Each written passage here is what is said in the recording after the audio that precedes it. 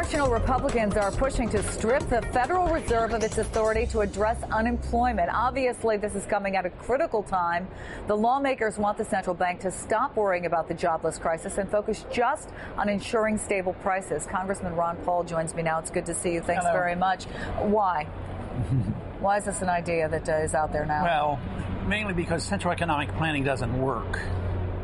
All central economic planning fails, and to give it to a body like the Federal Reserve to do central economic planning, unemployment and prices and money supply, it's an absurd idea. It was never intended to be that. That's in their charter. There are two things that their job is in their charter. One is to reduce inflation, and one is to focus on jobs. But it's not in the Constitution. That's a big difference. We do a lot of things up here. Probably 90% of the things we do up here is not in the Constitution. But it's the purpose for which it was created, and there also has been a long tradition. I mean, sort of a hallmark of the Federal Reserve is that it was outside of Congress. It was outside of the president. This is an independent organization. That's a very bad idea. No, they were established to be the lender of last resort, and that's moral hazard. That means you can do anything you want, loan money, get into all kinds of trouble, create bubbles, and the Fed will always be there to print the money you need. If they need money to fight a war, print the money. If they need money to run the welfare state, even if you don't tax people, print it out. It's an atrocious organization. Is the Fed the problem, or is Congress the problem? Is Washington politics the problem, and the money that's being spent? It's indirectly, it's not the Fed, because the Fed is created by the Congress, but the people allowed the Congress to do it. They're derelict in their duty to allow this to happen, and for a long time they got away with it. But the bubbles come from the Fed, the depressions come from the Fed, the inflation comes from the Fed, and people are waking up. In the last 2 years, I mean, there's been a tremendous enlightenment with the people about the danger of the Federal Reserve pretending that they can deal with unemployment. All they know how to do is print money, and it doesn't do any good. That's what these last 2 years have proven.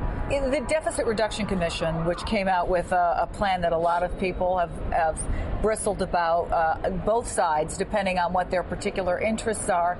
Is there an argument to be made, Congressman, that, listen, you're in Congress, address the problems that Congress has, address the spending problem, address the budget problem, address the deficit problem, and leave the Fed as an independent organization?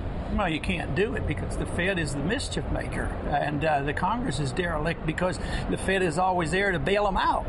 So no, you can't deal with central economic planning unless you deal with the Fed. It's up to the Congress. You're right about that.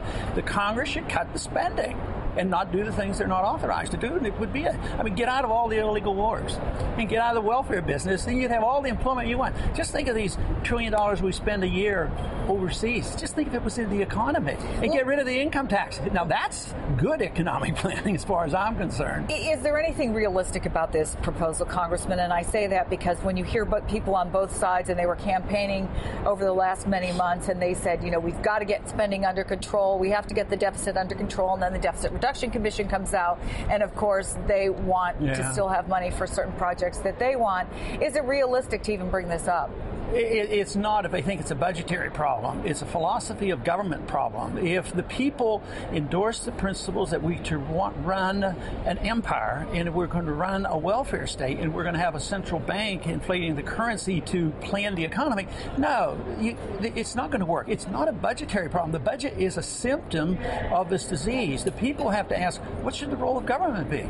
The founders asked that question, and they detested the king's idea of the role of government, so we got rid of the king. We introduced some new ideas, the ideas of liberty and independent people who, would have an incentive. But today, people have grown soft and dependent and believe government can bail them out. But there's an awakening, and that's what the Tea Party movement's all about. The people are realizing government can't do it. They fail at just about everything they do. They fail at monetary policy, foreign policy, fiscal affairs, but it's not budgetary. You can't just tinker on the edge of what we have to come up and waste and fraud and tinker here and there. We have to ask, what should the role of government be? And there's a good guide. It's called the Constitution. They tell us what we're allowed to do. Article 1, Section 8.